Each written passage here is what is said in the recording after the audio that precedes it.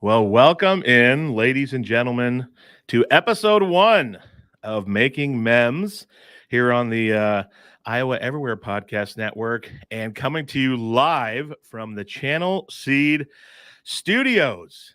Jordan, this is exciting, buddy. This has been a long time coming. This is exciting for me. Very, very cool. I love the Iowa Everywhere family and network of shows. And how are you doing on this beautiful morning? I'm good. This has been a long work in progress, a lot of moving parts here.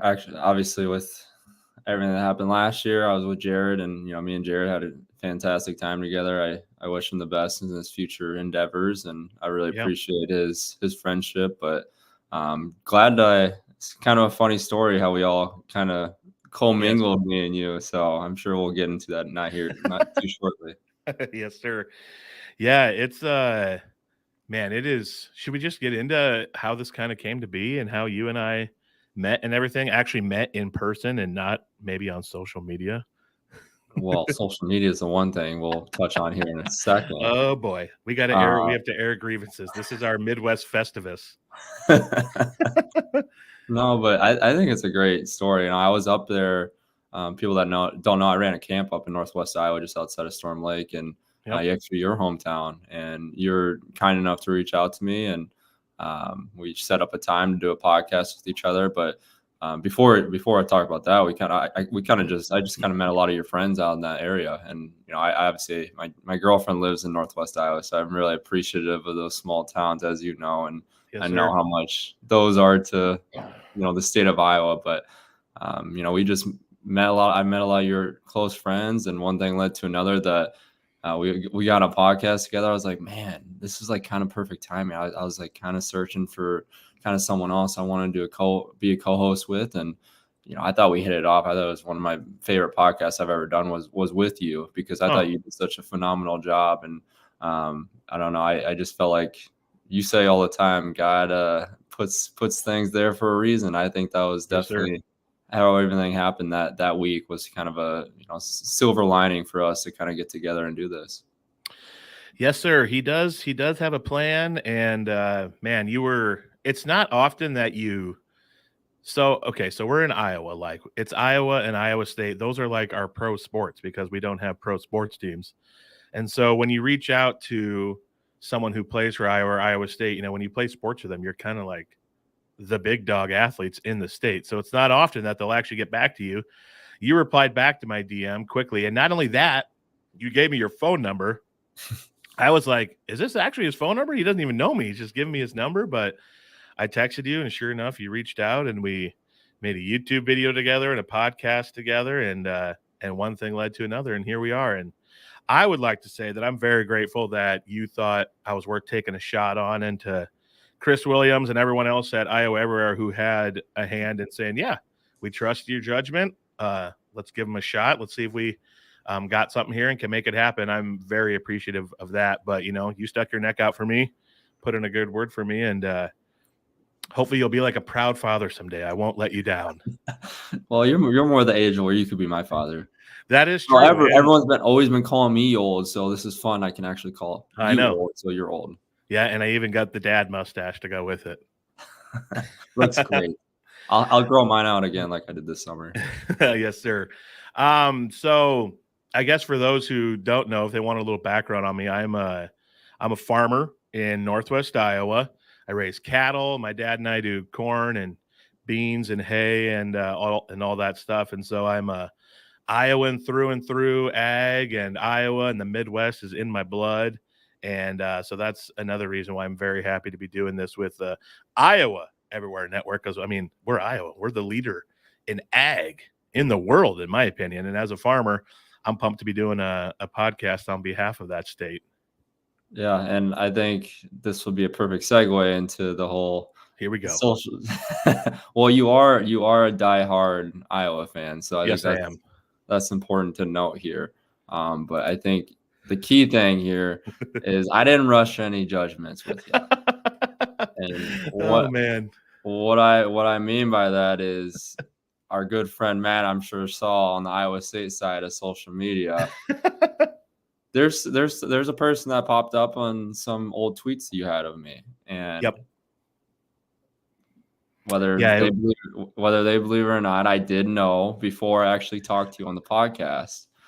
And one of my things I was going to tell myself as I've been transitioning kind of outside of the basketball world a little more, I was going to rush to any preconceived judgments about people had of me being a basketball player. There you go. And thank God I did, because you ended up being a good friend of mine and actually being a really, really awesome person. And you haven't called me a little loser. You haven't called me anyone that saying Joe Toussaint should have started over me. Oh, man. We won't get into other ones, but no, I appreciate your friendship through these last few months. I think we've had a great time. We've done a lot of stuff together actually through the last few months, and really looking forward to what's to come with this, because this is Iowa everywhere. We have a lot of diverse people in this state, and I think it's great that we're able to commingle with a lot of these people that are farmers or are athletes or are all just fans of Iowa State or Iowa. And we have people in Iowa Network that is huge Iowa State fans.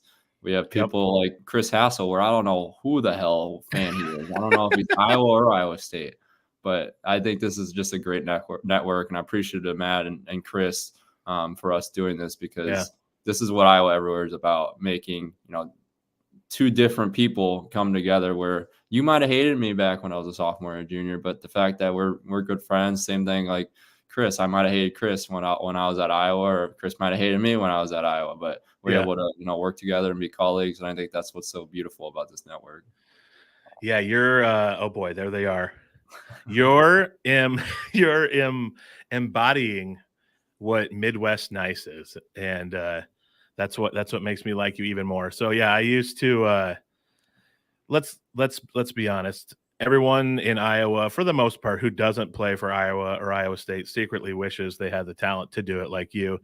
And for some reason, we all think we can be keyboard warriors and run our mouths and be mean. And I'd like to think that I have most definitely matured, changed through growth in my faith, become a better person. And you know what? Our friendship can be a story of redemption, and how you got to give people second, third chances in life. Maybe it is embarrassing to look back at things you do and say, but all we can do is grow from it and learn from it moving forward. Right. Because let's be honest, like, who am I to talk about any of the Iowa basketball players who, if we really tried, would probably beat me like 11-0 every time one-on-one. Well, which you actually did. 14-0 technically, 2-7. Yeah, but I don't know. I'm just like appreciative of just how life has been working out for a lot of people, because I'm seeing my brothers having a family and their kids growing up. My life is kind of slowing down a little bit at this point, because we talked about it the other night. Life has always been going full speed for me with basketball, being all over the place. This is the first time in my life I'm able to just sit down and just enjoy little things in life that I wasn't able to the past 10 plus years. So I'm just appreciative of where we're at right now as a friendship, but also where we're going to go, because like I said, I wouldn't have reached out to you if I didn't think we're going to have great chemistry with this podcast. I know this is probably a little more personal information than you guys want to know in the audience out there, but I think this is important, because a lot of people need to be like, how we're handling our friendship, because I had a lot of preconceived notions of you, and we're able to have a great lifelong friendship now because I was able to move past that. Yes. Very, very fair preconceived notions, but I'm glad that you took the time to get to know me. Well, same to you. Yeah. Same to you. Yeah. All right. And what was it, like 8 months ago when I sent you a screenshot? I went to do something on Twitter and you had me blocked. So clearly I was running my mouth a little too much back in the day. And I'm glad that we can laugh about that. Yeah, I forgot. That was probably the most important part. I forgot about that. You're actually blocked. We're doing a podcast together, and I go to reach out to you on Twitter, and I'm literally blocked, which is just epic. Oh man. Before we hop into the basketball discussion, big game last night for the Hawks. I got to know, you're an athlete. Are you a milk drinker? I used to be huge, like huge. There's a story Oh, well, this is not a story. This has actually happened. My brother, Zach, he broke his leg when he was in about 8th grade. Oh, no. And my dad was big on like getting your growth spurt the most out of it. Obviously, I wasn't a part of that in the family because all my brothers are over 6'2", and Zach, he's 6'7", and while he was in his cast and his brace, my dad was telling him, drink a gallon of milk a day, drink a gallon of milk a day, drink a gallon of milk a day. And what do? He drank a gallon of milk a day. And within that time frame, I'm not joking you, he grew 9+ inches within a year. And my gosh, maybe I wasn't drinking that ped milk straight from the cattle out there, or yep. what? That's why I look like I do. I think that was the issue. I think that's what he was drinking back in the day. Yeah, you get extra growth if you get right on the teat of the cow. Well, I asked because I'm not a milk drinker. I think white milk is one of the grossest things on earth. I tried it as a kid. I tried it like a year ago as an adult. I still think it's terrible, but I finally I did a milk challenge. Some of my buddies were challenging me to do like a chocolate milk comparison. I was drinking Fairlife chocolate milk, AE whole chocolate milk, and I gotta say, AE whole chocolate milk is goated out there. It's like almost like drinking chocolate gravy. It's so thick, but man, it is good. And so I don't really know where I was going with this, but I wanted to get that food take out there and ask you about milk as an athlete and let people know that I think white milk is quite disgusting. That and olives, two things I just won't do.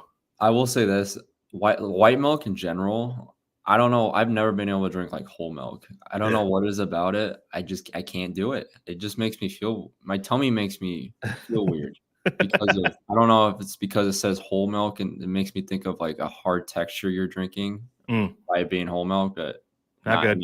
Nope. Not good. Quick funny story about milk. And then people are probably gonna be like, okay, can you please shut up and talk basketball? I told my babysitter when we were young, I do not like milk. White milk is disgusting. And she apparently thought I was just being a whiny kid. And I remember we were having mac and cheese and hot dogs. And I said, please just let me drink water. I will throw this up. She forces me to drink white milk. What happens? Puked it up all over my mac and cheese and my hot dogs. And then she was an angry babysitter. She made me like clean up my own puke. And then after I warned her, like, this all could have been avoided. You didn't have to make me do it. And so I have the proof that I do not like white milk. Well, and Matt's in the background right now. I'm sure he's had his fair case of his kids throwing up and oh yeah, circumstances out there. All right. Well, before we hop into the basketball talk, I want to bring up our friends at Terraplex Ag. They are a wonderful sponsor of this show and the Iowa Everywhere Network.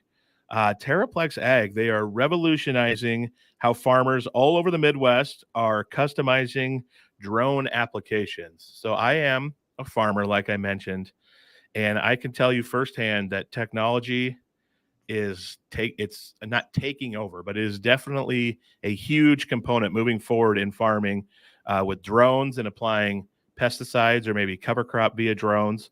And so Terraplex Ag has gotten into that part of the ag world, and you can connect with Terraplex and see how their services and the state-of-the-art technology works and will help you unlock the agility on your farm that you might need to accelerate productivity and profits on your farm. So check out Terraplex Ag for all you farmers out there who maybe want to make your life a little bit easier. How fascinating is it that technology in general, but the farming technology, isn't it just, you're way more knowledgeable than I am, but just advanced. I don't know if this was an advanced technique, but the other day I was driving through Western Iowa and the haystacks I've never seen haystacks stacked like that before. I'm like, are people just being more advanced with technology these days to make that happen? I've never seen it in my life. I've been in Iowa my whole life. I've never seen it. That was I wouldn't say that that's too advanced. That was a well put together stack of hay, though, I must say. We do corn stalk bales, and I stack mine up. They most definitely do not look that fancy. I'd like to think, though, my stack is pretty good. I'm one of those farmers. I'm not like just throw it over there. It's good enough. I don't care what it looks like. I'm like probably have an OCD problem. I like my things to look nice and organized. when I'm getting the job done as well with it. But yeah, that was a wonderful stack of hay. And I told you that when his wife sees that stack of hay, it probably gets her going. She's probably proud of her man. He probably got laid that night for sure. All right. Well, Terraplex Ag, there you go. Use them. They're good for your business. All right. Huge game last night for the Hawks. Big early season game against Creighton.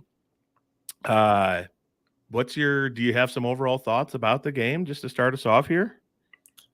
Yes, there's a few things I want to touch on. Obviously, the elephant in the room, Chris Hassel, talking about attendance in the third game of the year. And I don't even know what that tweet, maybe anemic was too big. I don't even know if that's how you say it, but maybe that word was too big for me to even know what the hell he was talking about. I think anemic is when you have like low iron in your blood. I don't even know if I'm saying it right, but around whatever the word was, Chris, watch the damn game. Just watch the damn game. Okay. No more horrible takes for you. You're done. You're done for the season. We've had your fill already as Iowa fans. Your dad, you need to be more like your dad. Your dad just you tweet about him all the time about his text messages, and some are completely crazy and outrageous, but Donnie diehard. Yeah, he's a diehard Iowa fan. Yep. Chris, on the other hand, Chris Hassel, I don't know if you're a diehard Iowa fan anymore. I don't know where you're coming from, how you grew up. I know you have all your Iowa athletic gear in the background of your Chris and Chris podcast. Mm-hmm. I think it might have to change the Iowa State gear. I don't know, Adam. Damn, he's been called out. He's been called out. He knows me. I like to call him out here or there, but just to keep him on his toes. Let's get those 10 toes down on the ground and let's get back to reality here. Let's start cheering the team on together. But yes, sir. Anyway, I know that was a long rant, but had to get that out. You got to get it out. But no, I thought it was a great game, great opportunity for. I know we talked about this, Adam, on the phone the night before. It was a great opportunity for the freshmen. I know people don't like to look at rebuilding years or just a rebuilding season in general, but to be quite frank, it might be that this year. And it doesn't have to be, because I think what they have in the locker room is capable of making a big run late in the season. Mm-hmm. My only issue with the game, I think it was they played up to what they should have played in their standards. I think Fran was really happy. He wasn't okay, but he was happy with the effort that was there. Mm-hmm. My only concern was there's a couple issues. One, obviously the rebounding battle. That was something Fran was going to hammer home the 2 nights before getting ready for that game, because Creighton has always been a really great rebounding team. Yep. And the other thing too was Iowa took a lot of mid-range, long-range twos at them. I don't know if you noticed that when you watched it, but oh yeah, I did. For whatever reason, Fran. I know the reason, because long-range twos are not high percentage shots. You're going to make 25 to 35% of long-range twos. That's just the statistics of it. Hardly ever you're going to shoot in the low 40s. Kirky had a great game. Oh, yeah, he did. Fantastic game.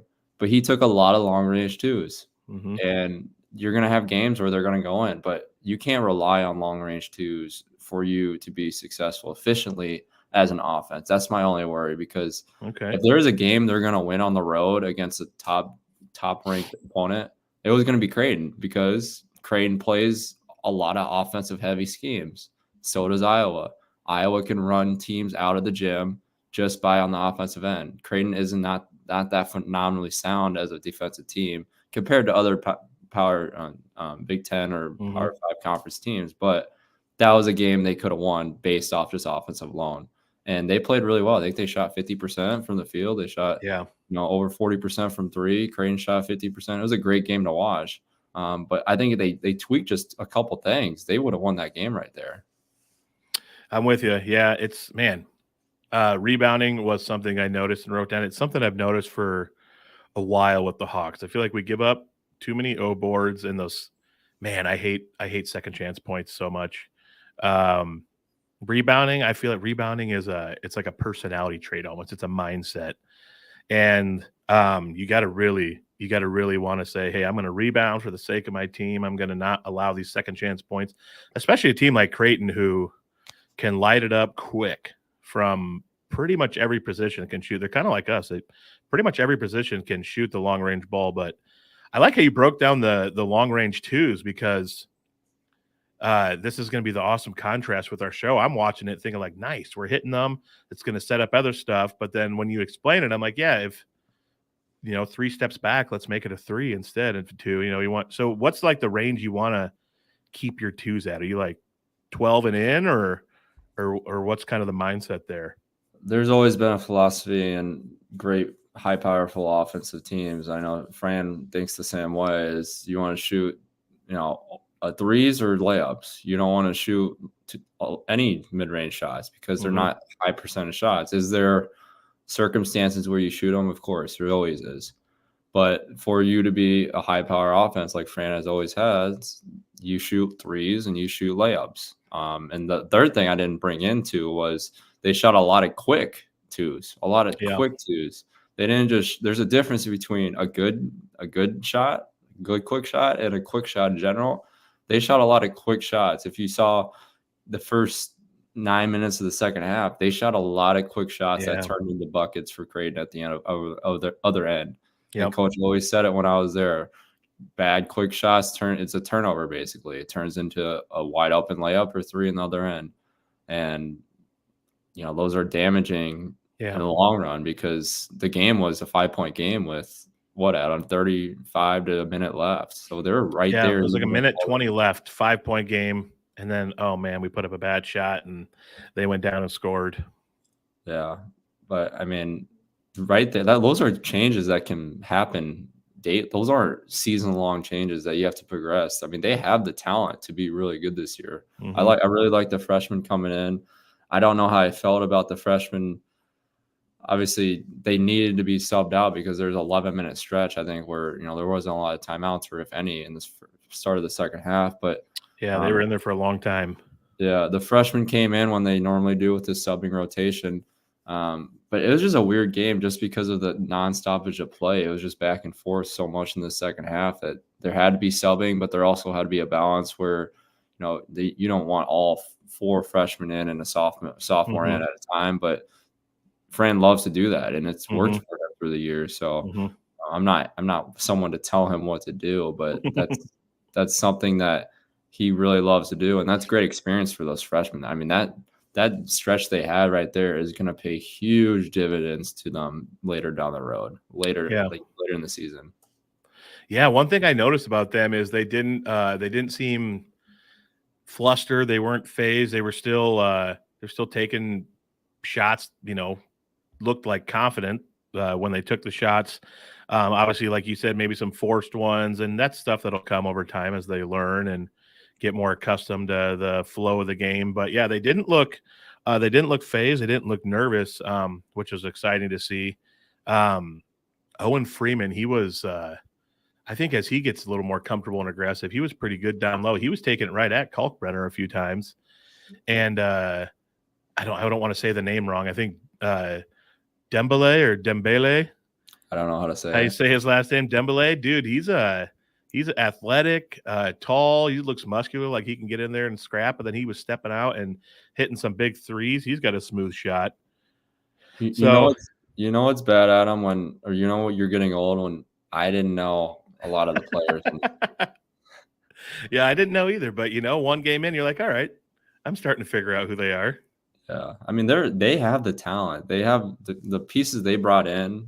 You gotta give credit again. I mean, just finding the talent Fran does. I mean, I know I'm biased. You can make the argue that TJ at Iowa State is just as good too because of the success he's had finding talent as well. But Coach McCaffery, man, he just finds people that just know how to hoop and know how to play the game the right way. I doubt anyone was looking at Ben I think Ben's his first name. Yep. Valparaiso. Yeah, Valparaiso. No one was really looking at him, but Coach was able to, sell a dream to him, come to Iowa, be a part of something great. Coach has a way of his words to be able to have people believe in what he has going for these players. And you got to give him a lot of credit, man, because I doubt there was a lot of schools looking at that kid. And he's a beast to be able to do what he did on the road at Creighton.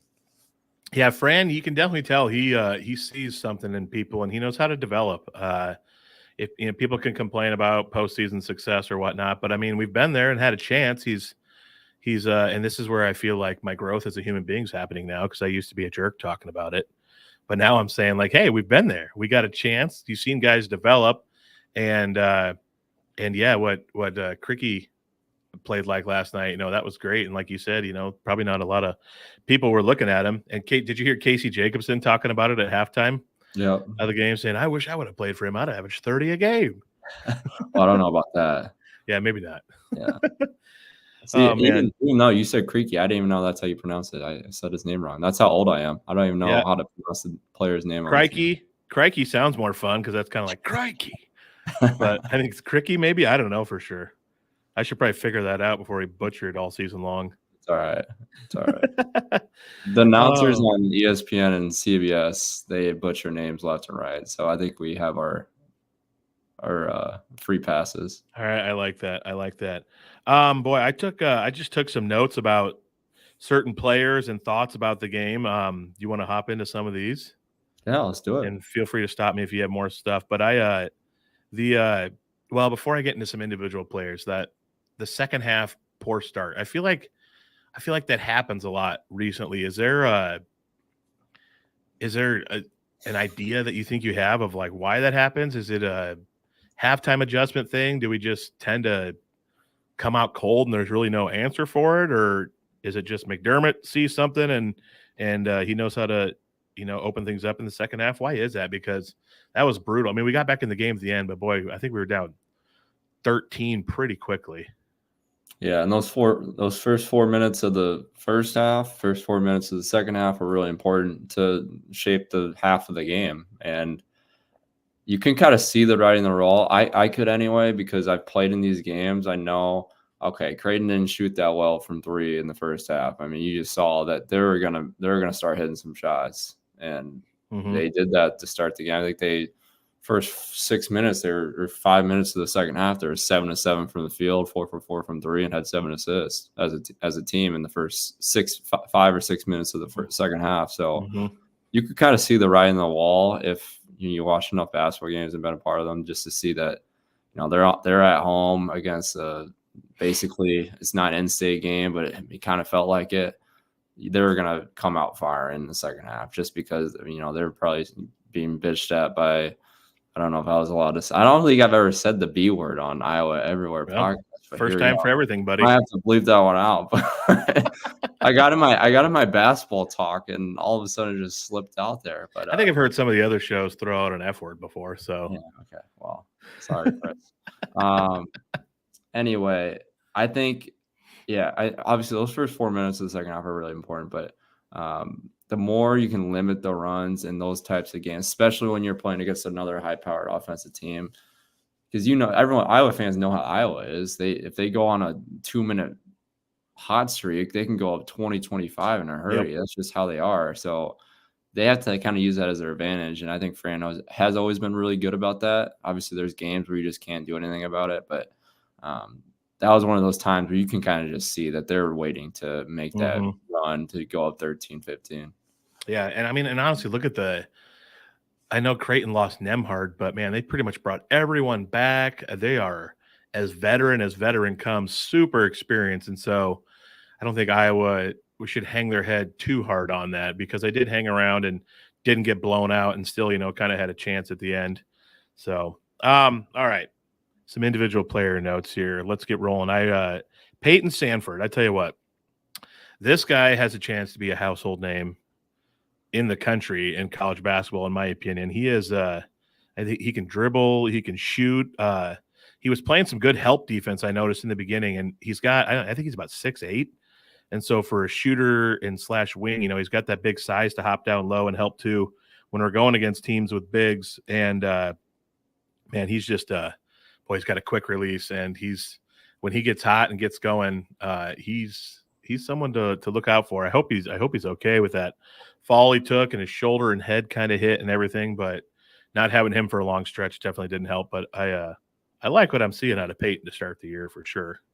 Yeah, my thing with him, and I've had several talks with him last year when he was kind of going through some rough patches in the season, and he was mature enough to reach out to me and just ask for kind of some advice and leadership principles. And I thought so highly of that because not a lot of people are willing to do that, to go off to past people to see what they did to, learn from. But he is kind of like a little brother to me, I guess you could kind of say. I just, I've tried to take him under my wing when he was there because I thought, he could be someone really, really special, like you said. My thing with him is he needs to learn how to use his shot to his advantage. And what I mean by that is he needs to be able to create way more open looks because of how quick he shoots the ball, because of how deep he can shoot the ball, and because of how good of a shooter he is. Right now, I mean, you saw, for one example, at the end of the game, he fired a three right off a ball screen real quick and got fouled. That's the stuff I'm talking about. You got to be able to use your shot to advantage. I wasn't always the most athletic guy, as as everyone knows, but I was able to get to the foul line a lot because I was able to use my shot to my advantage. So, Peyton should be looking at his shot, man, I could get to the foul line 4, 6, 8 times a game because I'm that lethal from 3-point line because they're going to be all over me. So that's something he knows that, but he needs to start applying that to the game a lot more. And that's when he's going to start averaging 20, 25 points a game because he has the capability of doing that. And that's when that's going to happen, is when he starts using that to his advantage. Well, that's a great breakdown. I like that you're chatting with him. If anyone has gone through it and knows how to come out the other side better, it is you. So that fires me up. I was wondering if you had a relationship. I know some of the guys on the team, obviously you do, but I didn't know about him. So we talked about Cricky. I'm going to call him that. Creaky, whatever. Crocky, there we go. So I wrote down, he is like myself, I survived when I played high school. We're not talking college year. High school is where I peaked. I was fundamentals and rebounding. And so I wrote, Cricky is a fundamentals dream player. He's got the mid-range. He's a good screen. I loved how he was setting screens, and he'd use his body to set the screen. And when the shooter rubbed off him, he'd just, hand him the ball for the nice, quick open three.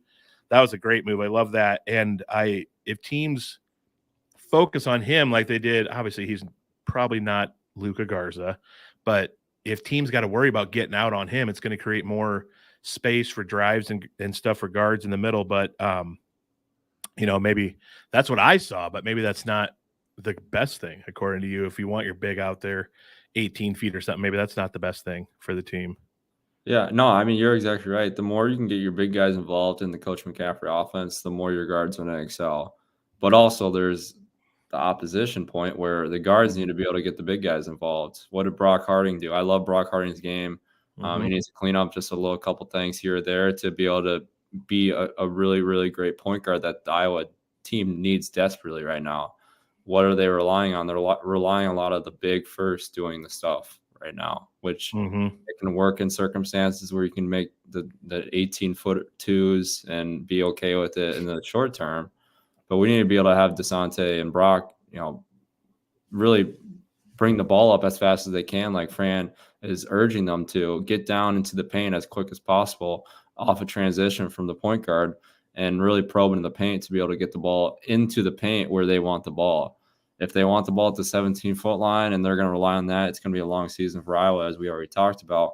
But the more the point guards and guards can push the ball up the floor like they're taught to and get the ball onto the block as quick as possible, and I'm talking about within the 27-second, 28-second mark in the shot clock, that's going to be huge for the Iowa offense because that's what they rely on. It's getting the ball in the paint, working inside to outside. The more you score on the inside, the more the outside opens up because everyone starts focusing on the big guys. And that's how it's always been when I was there. I know it's changed a little bit, but I think that's how they're going to be successful this year. Right on. One thing I did notice about him that I loved is he was he's a good passer out of the post at getting that ball out to open wings and stuff or guards that were cutting. So it's nice to see that. That is a huge component. Big guys who can pass, man. It's very important. Dante Bowen, that guy is quick. He is fast. I like him and Perkins out there in the front court with some wing defense for us. They do, I feel like they have the potential to bring us, some of the best front court defense we've had in a while. But one thing I'm not a huge fan of is when when they have the speed advantage, so him and Perk are so fast that they get by guys, but then instead of stopping and shooting the mid-range or a little floater, you keep driving, and a lot of times get blocked down low, and it kind of kills what could have been a kick out open three or an open, little 10-foot floater.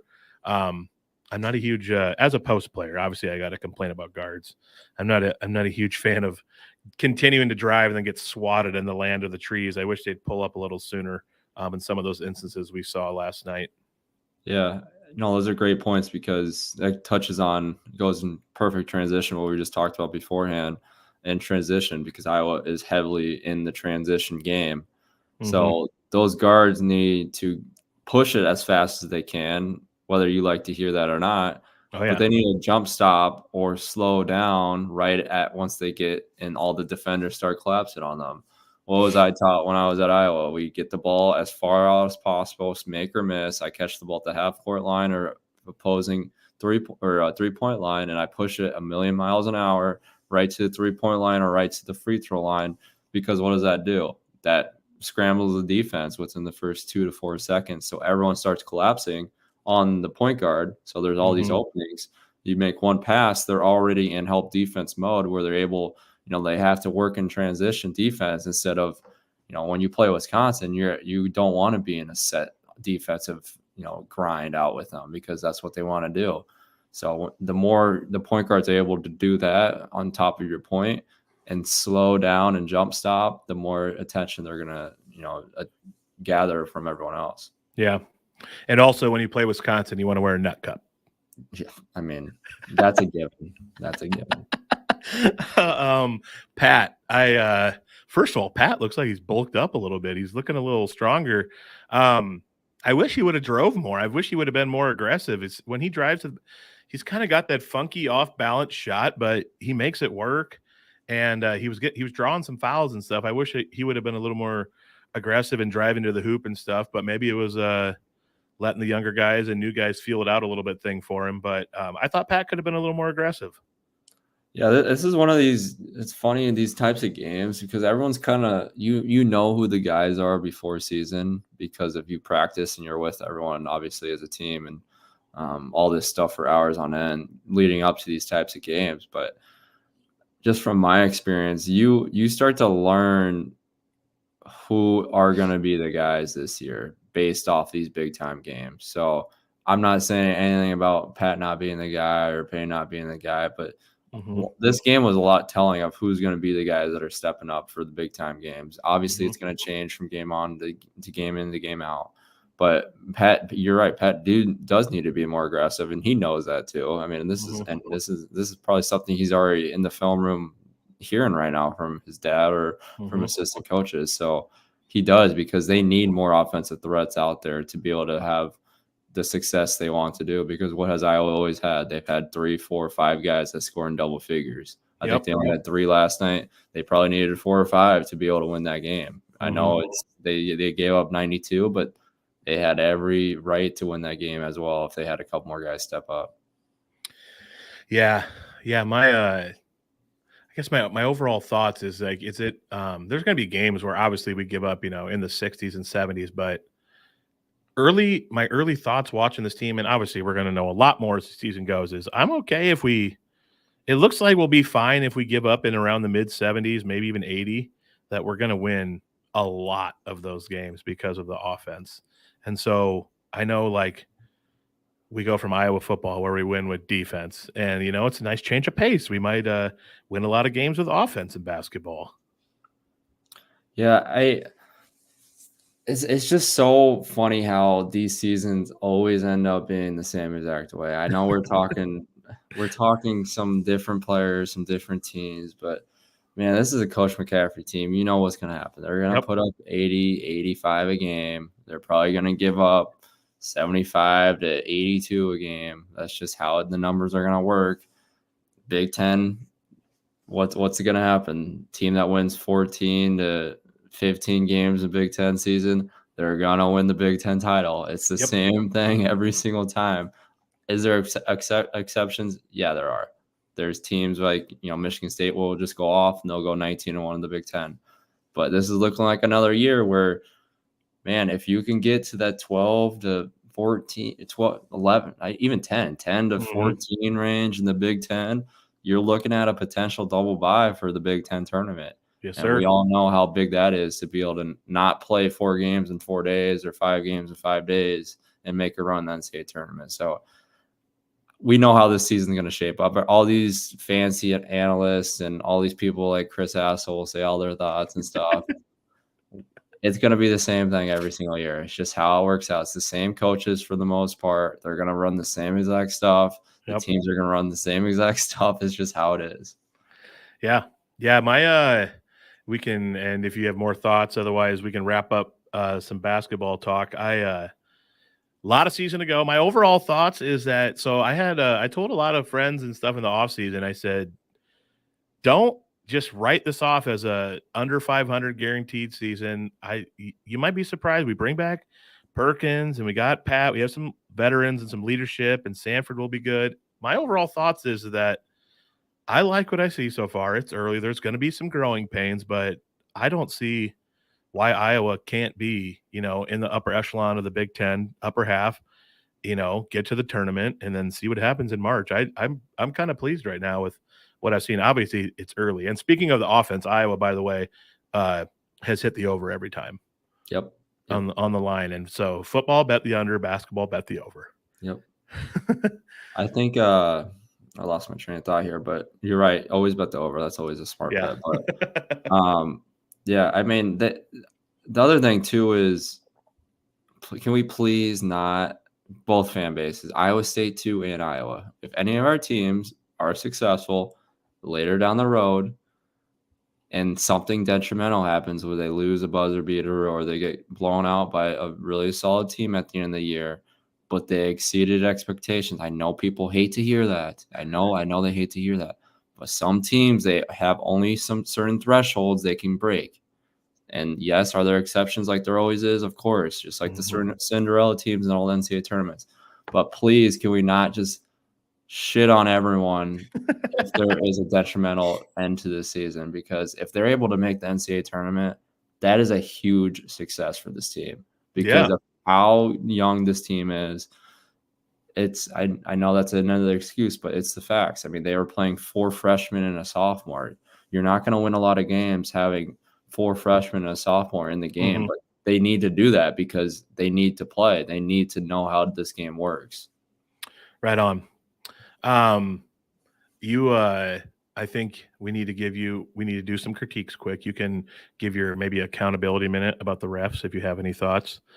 But my one critique is Owen Freeman. You look like you have a great game. I love you, buddy. Would love to know you and be your friend and talk to you someday about basketball. I don't know if I'm a big fan of the Sean Hunter from Boy Meets World haircut. You know what's funny? I've had some bad haircuts in my life. But... Same. And we gotta get that figured out. I agree with you.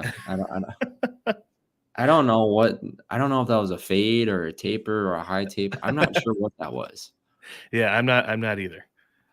But he's a great kid. Know him well, know his dad, know his family. Great kid. Bad hair. Yep. And as long as you keep playing good, you know what? Who cares what the hair looks like? Yep, exactly. However, I mean, Courtney Green has a little bit of hair. Woo! But this will be a great transition because this is my accountability minute. Here we go. How in the heck do we get Courtney Green the first big game of the year? I know the officials are not the reasons you lose games. I've said that 9,000 times, 9 million times actually, Adam. I say it all the time. They're not the reason why teams lose games. Yep. They are a factor in why teams lose games. There is a big difference. Everyone that critiques me when I critique officials, there's a big difference. Just like the Iowa-Minnesota game. Was that the only reason why they lost the game? Nope. No.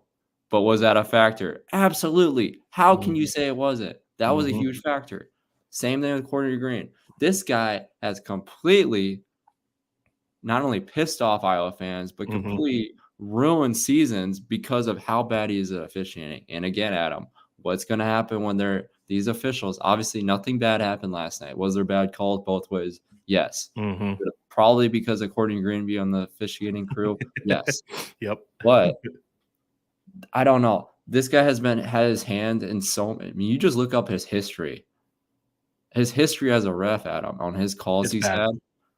Just look up videos. He has ruined so many games just in the past 2 years. And not just Iowa games. Not just Iowa games. And he is still getting big time games without any accountability from these officials.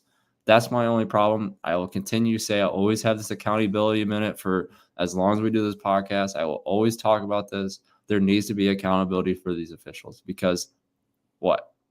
There isn't. So what happens? They keep making the same exact mistakes year on and year out. Yeah, you get what do you get, like a report a couple games later that said, well, they probably could have done better. That was actually the wrong call. Well, it doesn't matter now.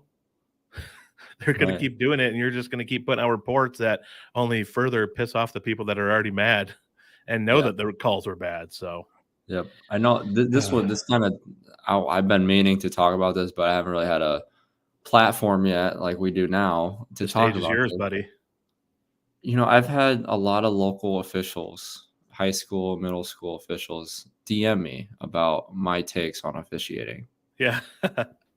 My thing is, I appreciate the hell out of high school, middle school, any officials below college. Yeah. Why is that? Because you are doing that. You're not making it for the money. You're doing that because you love what you're doing. I appreciate the crap out of that. I don't want anyone to ever think I'm just ripping officials in general. I am ripping certain officials that have not had accountability. And I'm ripping certain officials because they need to have accountability because there's no accountability. That's the only thing I'm getting at. And that's at the college level and professional level. Why am I ripping those people? Because that's their job for the most part, because they're getting paid a lot of money to be able to do what they're doing. So yes, I am going to be very, very critical of those people. So I wanted to make that separation. Well, we all need accountability in this world, don't we? I need to be held accountable for what a D-bag I was on social media back in the day. We live and we learn. We do. I want to mention Terraplex Ag one more time. You should check them out if you want to make your life easier on the farm with their awesome drones and technology they're using for farming. And speaking of farming, you and I have chatted that it might be fun to do a Adam's Ag Minute or something every episode, just to those in Iowa who obviously know what farming is, but maybe aren't super involved or are curious as to what goes on throughout the week in the life of a farmer, that I could give a little update on what's going on my farm. Oh, absolutely. I was hoping we'd get into this because seriously, I'm not even being sarcastic or anything. I think it's so important just to not only our difference of personalities, but what you do is awesome. I think a lot of people out there in Iowa are doing the same thing, but you have a platform to be able to do something and say about everything that's happening. The crazy stories you've already sent me, Adam, it's hilarious. Yes. So I like I mentioned, I'm a cattle farmer. So I guess our life right now on the farm, we finished up harvest a few days ago. And we're in the thick of we chop all of our corn stalks and we do corn stalk bales so we can have feed to add to the silage and stuff for the cattle throughout the winter. Cause you don't want to feed cattle too much straight hay and silage and corn, because they won't be able to digest it well if they're getting all that heavy, dense, kind of sweet feed in them. So you got to have some roughage. It gets in there to help break stuff up so they don't bloat and they can poop easier and stuff, essentially. Because what comes out the back end goes back out into the field to help the stuff grow that goes in the mouth and then eventually comes out the back end again. It's the circle of life with cattle. Beautiful. Yep, it is beautiful. And let me tell you that it might stink, but what comes out the butt is gold. It helps things grow very well. So yeah, we're doing corn stalk bales. I weaned my calves a couple weeks ago.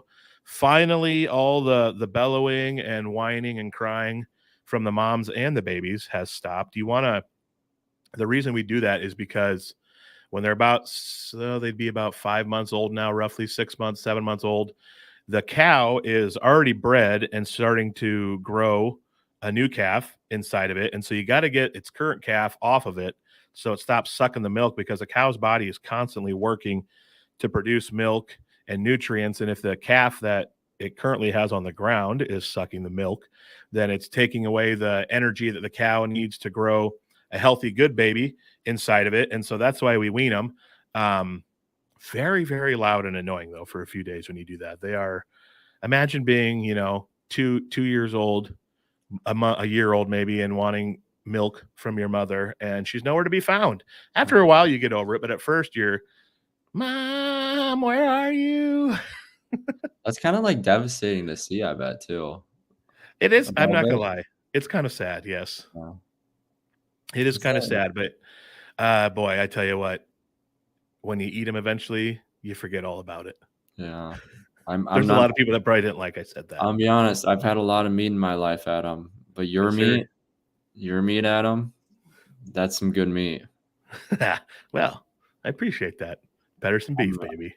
the brat. I'm not even joking. Those brats you gave me were unbelievable. I've never. Oh yeah. Those were the best brats I've ever had. My mom says it all the time. Those were the best brats we've ever had in our life. Well, I appreciate it. And like I said the other day, I'm getting a whole cow back. So I butcher a whole cow every other year for myself, and then I buy a whole hog from a buddy every year to butcher. But in April, I'm getting my beef back, and I think for next year's company Christmas party, we need to all get together for Iowa Everywhere Christmas party, and I'm going to do Pedersen steaks for everyone. Yep, and I can rub Chris Williams' bald head. Oh my gosh. So there you go. There's your Ag Minute, sponsored by Terraplex Ag. We'll say that. Beautiful sponsor for Iowa Everywhere. We do appreciate them. All right. Let's get into a little bit of football talk here before we end this baby. Hawks are having a typical Hawkeye year, aren't they? I don't know about we like I said about basketball, we talked about it a little bit. I am having a complete blast of watching this team this year. And Yeah, I buddy. know that's going to go completely opposite of everyone, right, Adam? Mm-hmm. Yes. But I don't know, man. I'm enjoying of how, I guess, how much noise has been just trying to distract this team. And what do? They show up. They realistically are 9-1. Yep. They just show up and work. And I mean, when you're a coach like Kirk, here's what I'll say about the Fens family. Mm-hmm. Anyone that knows the story, I mean, Kirk was actually on staff when my dad was, that was his first year at Iowa. When my dad was at Iowa, Kirk's first year he was at Iowa too. Yeah. So they've known each other a long time. And we know that family really well. They are a phenomenal family. What they've been able to do with the Iowa community deserves to be talked about for years and decades and centuries on end, because they have completely carried on the Hayden Fry legacy, which the Hayden Fry legacy, as everyone knows, he completely changed the tide of Iowa football program. And he has a lot to do with where the program is now. And what Fens has been able to do, I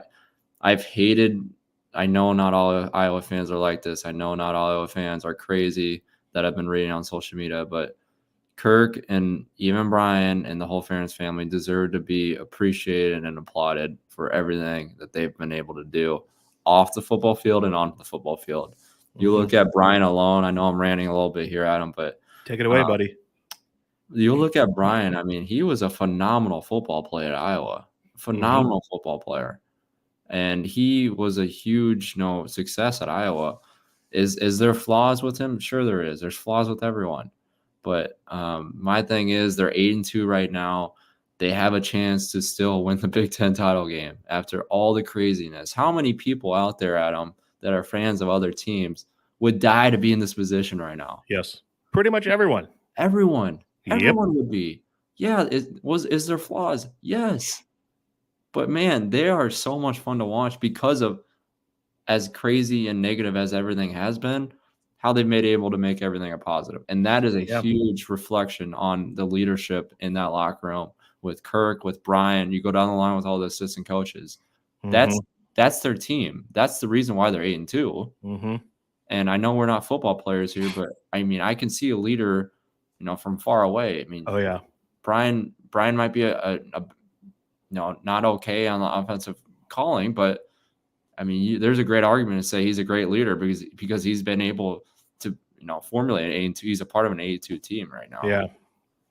Yeah, man. I've been known in my my circles of friends and stuff back here in old Northwest Iowa as a Brian Ferentz apologist. So I do have. I mean, there's times where I'm like, boy, that maybe wasn't the greatest, but I'm a big proponent of your players got to perform too. There's been times where the plays have been there to be made and the players didn't deliver. But boy, like I love Kirk Ferentz. That guy, you can, like you said, you can spot a leader from far away. All the stuff Iowa football has gone through in the last few years, man. Like, can you imagine if we didn't have a leader like him, if we didn't have a culture in place like he's put in place to survive that and honestly, like, kind of keep thriving in it. Yeah, maybe the offense is a little outdated and we need some tweaks here and there. And it maybe doesn't need a ton of tweaks, but boy, I think people are going to realize someday when he's not here, wow, we had it pretty darn good.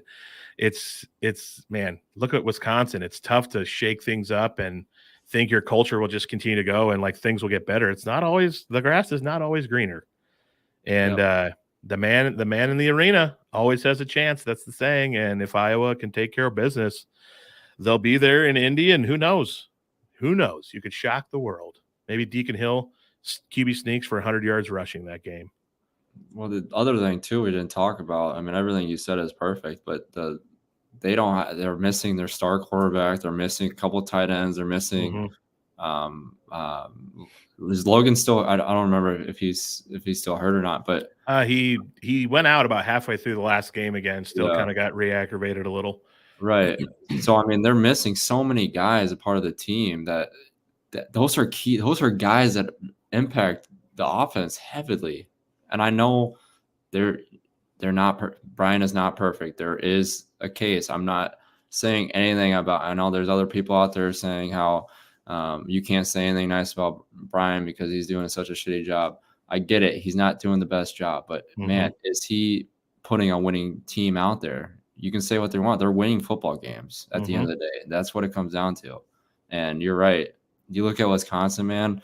They had how many head coaches changes in the last 20 years? Yep. You look at Iowa, they've had the same coach. And look at the record compared to Wisconsin and Iowa through the years. Yep. It's astronomical. Anyone would die for the state of the program where it's at right now. Yep. And I tell you what, I'm excited for next year. I hope, I wish Brian well. I hope he goes and has great success with whatever he does in his life. I'm excited for next season. If the right OC comes in and a few tweaks that we need are made in the right direction, look out, because Iowa, they're going to lose some guys on defense, but they're going to bring back a lot on offense. And I know I'm an O-line nerd. I love watching offensive line play. I was an offensive lineman myself, had a chance to go play offensive line football in college, decided to pass it up and go waste 5 years partying at UNI, but it is what it is. There has been some struggles. There's been some times where I completely was like, what in the world are they doing? Like, that's a basic block we learned in junior high, but they do bring pretty much all the O linemen back next year. And we can say what we want. If they put them in a scheme that's good, they have a ton of experience, and the right OC and a couple of tweaks here and there could be. And, Ferentz still leading the helm and understanding clock management and how to lead a program and the culture and how much players love him and buy in. It might not be as bleak going into the new Big Ten as people think. That's my take. I know a lot of people don't agree with that, and I'm saying that for the first time ever on a big platform, so I probably need to be ready for some pushback on social media, but I don't care. That's my opinion. I think we might surprise people next year and be better than what people think in the new Big Ten. I'm totally agreeing with that, just based off the leadership. I mean, the leadership is such a huge proponent, as we already talked about, but I'm hoping this isn't Kirk's last year. I have a feeling that it might. I don't know. I just got a weird vibe from everything that's going on that it might be, but when it's all said and done, he deserves to be, a statue built for him. He deserves to be a hero in the state of Iowa because of what he's been able to do for this program, just like Hayden Fry was. He's changed so many lives on the football field and off the field from players he had, and even just fans. Look at the Children's Hospital, the Iowa Wave, everything they do, man, it's just first class, the Ferentz family. And I don't care what you say bad about Brian or anything. Off the field, they are phenomenal people, and they are everything right about this state and how people are in the state of Iowa because they represent who we are. Just everyday people that just work hard, and they show that on the field with their players. Yep. They work hard and they care about what they do, and they love each other. I mean, isn't that what the whole Iowa population is? But that's what it's about. Maybe I'm just writing, but hey, just you let her rip, buddy. And dude, like, aside from OC and what people think about that, look at the staff Iowa football has, dude. LeVar Woods, best special teams coach in the country. Phil Park, best defensive coordinator in the country. Liddell Betts and Abdul are doing great in their position. Seth Wallace is incredible. I mean, Polasek was there. Now he's at another school, but he was so awesome at Iowa. And Kelvin Bell, I'm sure I'm missing some, but my goodness, like, the guy knows how to put together a staff too. So I hope moving forward, like, you know, your assistance is such a huge part of your success. I hope whenever he does hang it up or what happens next year moving forward, we still have, you know, all those guys around in place that help with the culture and the success, because that's so important. And holy cow, can the guy put together a staff? Really can. And that says a lot. Like, how it's one thing to be a leader. It's another thing, Adam, to create a leader. And what has Kirk done? What did Hayden Fry do? I mean, look at the coaches that was under Hayden Fry that went to be head coaches and leaders. Crazy. It's insane. Yep. Those are true coaches right there. The ones that coach so well, they promote other coaches to be head coaches. And it's just mind-boggling how much has gone through the last 40 plus years at Iowa for coaches alone. It's incredible. Yes, sir. Well, I'm going to be at the game in Illinois, hopefully to watch, or against Illinois in Iowa City, to hopefully watch the Hawks clinch the Big Ten West. Are you going to be there? I am not, unfortunately. I know we talked about it. I'm not. Tears. I haven't really been back to Iowa City much. Actually, I don't even think I've been one time. Let's get to some basketball games together this winter. What do you say about that? Yeah, I need to. It's weird, dude. Like, once I was done with Iowa, I know we're about to end here, but once I was done with Iowa, I was like, obviously I'm gonna be the biggest fan ever, but I was kind of just wanting to step away for a little bit and just enjoy life. And sure, it's because I was around that area for so much of my years, for 15,000 years, as everyone says. You and Jess Settles, right? Right. No, that's understandable. You'll in your timing, when it feels right, you get back there. Hopefully we'll be there together at some events, and we can make a cornfield combo, sit courtside at a Hawkeye game. How about that? You better never ever stop doing those.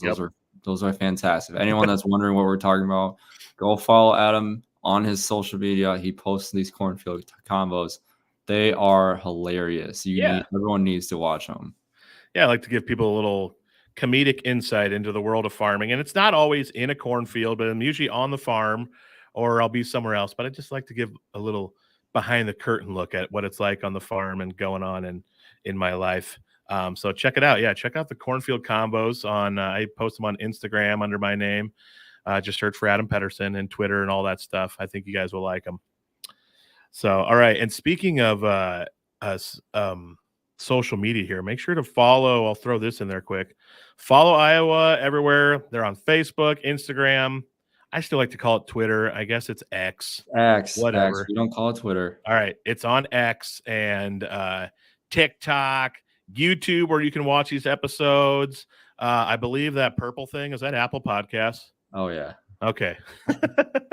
I watch or I'm a Spotify guy. It's where I listen to things. So yeah, an Apple Podcast, Spotify, everywhere you get your pods. Check out the Iowa Everywhere stuff. And we also want to close out the episode here by plugging the Iowa Event Center, a wonderful sponsor of Iowa Everywhere and all of our podcasts and shows. All sorts of awesome concerts and events they have. And let's see here, coming up, some big ones. December 18th. I'm going to save that one for last. That's exciting. I'm going to tell you that one last. January 25th, you can go see Disturbed. If you're in, I believe it's a crazy rock scene. I feel like we used to listen to them when I lifted in high school in the weight room. So go check out Disturbed. Get some screaming on. Cat Williams is on May 10th. You can see him at the Iowa Event Center. Hilarious comedian. I think he has the poor little ting ting bit, which is hilarious. Cody Johnson, country singer, see him on May 17th at the Iowa Event Center. Fall Out Boy is going to be on April 3rd. Oh man, Fall Out Boy, that takes me back to the early days of college. And I wanted to save this one for last because it ties into something I wanted to bring up. On December 18th, WWE Monday Night Raw is coming to the Iowa Event Center. I was a massive wrestling fan. Why does that not growing up. surprise me? Oh my gosh, dude. Me and my friends would have wrestling matches in the front yard. We'd do tables, ladders, and chair matches. One time my buddy had his hair bleached blonde, and another one of my friends like suplexed him into the grass stained his freshly bleached blonde hair. My buddy wanted to murder him with his green grass stain in his hair. Oh my gosh, I'd be on the rack. We used to have a hay baler that threw the bales into the air onto the rack. Now we just have one that you kind of grab it out and you drag it to the back. But as those bales were flying through midair, I'd grab them and put them in a rock bottom or like a Undertaker tombstone. I'd do wrestling moves on the hay bale. I'm such a loser. But no, I loved wrestling, and I grew up in the Attitude Era, which is, for my money, the golden era of WWE wrestling. That was like the hair straight down over the eyes, wearing all black era. I feel like. Oh yeah, that you grew up in. I did. The fashion was so terrible when I was growing up, but you know what? We look back on it fondly. The 90s. Mm-hmm. I'm a 90s kid through and through. Yeah, 90s was a great time. In the Attitude Era of wrestling, can't be beat. Jim Ross out there calling, "Mankind is dead.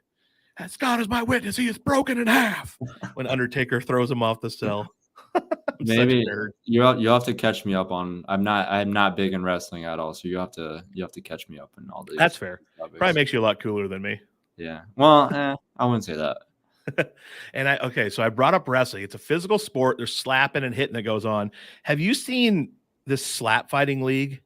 Unreal. Yes, unreal. Dude, I don't think I like it. I think it's the dumbest thing on earth, but it's also kind of entertaining. Someone's gonna die from it. Any sport where you have to shove gauze into your ear and this whole side of your face like swells up to 3 times its original size. You got to put gauze in your ear so you don't lose your hearing and rupture an eardrum. I'm not sure if that's the smartest thing for you to be doing. They love doing it, so you gotta hand it to them. No pun intended. Oh, bazinga, dude! Whatever. Some of those guys, if that's what they love, so be it. I'm kind of an aggressive psychopath, is what I've been known by a lot of my friends and people that have known me. No way you're going to catch me slap fighting. I'm running for my life if one of those guys comes after me with an open palm. Not a chance on my end. Not a chance. All right. You got anything else, buddy? I don't think so. I appreciate everyone listening. I know this is going to be a lot of fun moving forward. So I'm looking forward to it. Yes, I do appreciate that. And like I said, you, Williams, Hassel, John, whoever's in charge of making decisions at Iowa, I'm very happy that you took a chance on me. I am all in on helping this blow up and making people, shining a light on Iowa and making people realize how awesome we are here in the Midwest. So check out Iowa Everywhere on all the social medias. Follow me and Jordan. And until next episode, let's keep making Memz. All right. Hey, let's keep making Memz, baby. I love it. All right. We'll catch you guys next time.